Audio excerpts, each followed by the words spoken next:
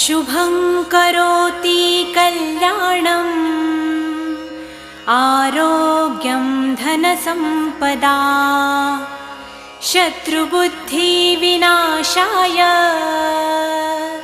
दीपज्योति नमोऽस्तु ते। दिव्या दिव्या रे दीपत्कार कानी कुंडलमोतीहार दिव्याला पाहून नमस्कार तिळाचे तेल कापसाची वात दिवा तेवे देवा पाशी उजेड पडे विष्णू पाशी माझा नमस्कार सर्व देव देवतांपाशी।